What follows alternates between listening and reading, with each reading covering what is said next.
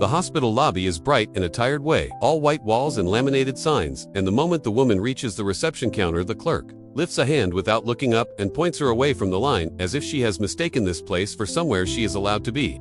She shifts her tote higher on her shoulder and tries to speak, but the clerk's mouth tightens and the word insurance lands like a stamp. Followed by "not here," said loud enough for the waiting chairs to hear. A man behind her snorts and says, "Unbelievable," with the casual confidence of someone sure he will never be the one turned away. The next patient steps forward into the space she held, and the queue closes behind her with the smooth speed of a door that locks without a sound. Above the counter, a digital screen scrolls calm instructions about check-in, and each instruction feels like a rule, written for people who already know how to belong. A security guard near the entrance turns his body toward her, not aggressive, just positioned, as if her presence has become a problem that needs a shape. The receptionist taps a keyboard with sharp, efficient movements and repeats the same phrase, "You'll need to wait over there," pointing toward the far chairs beside a vending machine. The woman does not argue, does not raise her voice, and the quietness of her compliance seems to invite the room to fill in its own conclusions. Two women in scrubs glance over, then look away, their eyes trained on the floor like they have learned how to survive scenes like this by not carrying them. A teenager on crutches watches openly, then leans back when his mother tugs his sleeve, as if staring might be mistaken for taking sides. The man who snorted earlier rolls his eyes toward another stranger, sharing a small grin that says the world makes sense when someone else is corrected. The guard's radio crackles softly, and even that small sound feels like a reminder that the building runs on authority, not empathy. The woman walks to the far chairs without rushing, without dragging her feet, moving through the lobby like a person who refuses to give anyone the satisfaction of seeing her shrink.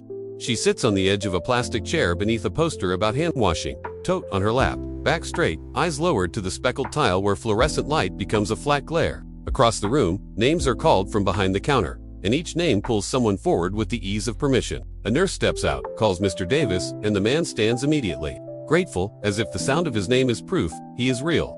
The woman's gaze lifts briefly toward the swinging doors labeled staff only, then lowers again, as if she has decided not to ask the building for anything. The receptionist laughs at something a suited visitor says, the laugh bright and quick, the kind offered only to people who look like they belong on the other side of the glass. A child coughs in the waiting area, and the cough draws more attention than the woman does. Because illness is expected here, and exclusion is treated like housekeeping. Someone's shoe taps impatiently against the chair leg, and the impatience spreads through the room like a faint static. The guard glances at the woman again, checking that she stays put. And his posture suggests that staying put is the only acceptable proof of innocence. An elderly man in a wheelchair struggles to keep a thin blanket from sliding off his knees, his fingers weak and trembling as he tries to pinch the fabric back into place. His daughter fumbles with a paper cup of water and a stack of forms, and the forms begin to slip, corners bending under the weight of her distraction.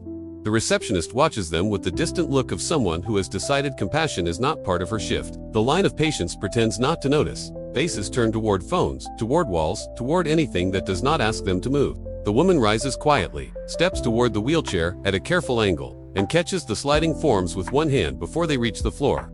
She kneels just enough to tuck the blanket back over the man's knees, smoothing it once, slow and gentle, then sets the cup of water into the daughter's free hand without a word. The daughter's eyes widen as if surprised by kindness arriving from the wrong direction, and she mouths thank you soundlessly when she notices the guard's gaze.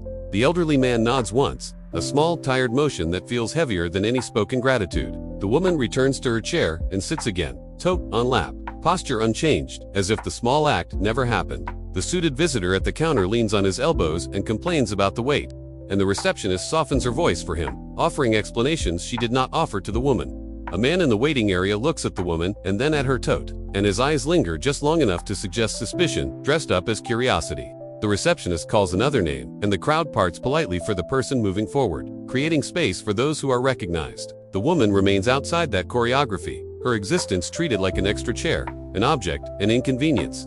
The guard shifts closer to the far chairs, stopping at a distance that makes his presence feel like a boundary line. He asks, in a tone that sounds like a question but behaves like an order, what she is waiting for. The woman lifts her gaze to his chin rather than his eyes, reaches into her tote slowly, and pulls out a single sealed envelope, holding it level with both hands. The guard does not take it, and the pause stretches, turning the envelope into a public accusation rather than a private document. A few heads turn, sensing tension, and the room's attention gathers the way it does when someone might be embarrassed in public.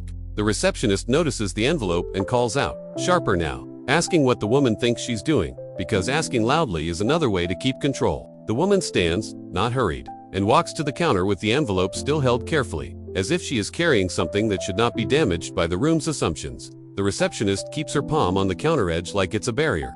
Then finally pinches the envelope between two fingers and holds it away from her body in a gesture that says more than her words. She tears it open with a brisk motion, scans the first page, and her expression changes in small increments, the corners of her mouth loosening as if the face she prepared no longer fits. The guard leans in to see, still confident, still expecting the paper to prove him right. The receptionist reads again, slower, and the sound of the lobby seems to dim, the coughs and footsteps receding, as if everyone can feel a shift without understanding it. She clears her throat once, an authority sound that makes nearby conversations stop, and she swivels her monitor toward herself as if she needs the screen to confirm what her eyes already saw. A nurse passing behind the counter slows down and glances at the page, then looks up at the woman with a different kind of attention, focused and alert. The receptionist's voice changes, not warmer, just careful, and she asks the woman to wait a moment. The first time wait has been offered without dismissal. Behind the counter, the staff-only doors swing open, and a doctor in a long white coat steps into the lobby with quick, purposeful strides, tablet in hand, eyes scanning faces like he's searching for one person. He stops when he sees the receptionist holding the paper, takes it from her without asking, reads the header, and his jaw tightens in a way that signals seriousness rather than suspicion. The doctor looks up, locks onto the woman immediately, and the room follows his gaze as if his eyes have turned her into an official fact. He says her name clearly, full name, the kind of call that belongs to scheduled cases and high-priority rooms, not to people being pushed into far chairs. The woman's shoulders remain level as she steps forward, and she does not look at the crowd, because she is not here to collect their reactions. The doctor extends his hand, brief and professional, then turns slightly so the receptionist and guard can see the top line on the document, and he speaks in a calm voice about a formal review and a compliance matter already opened.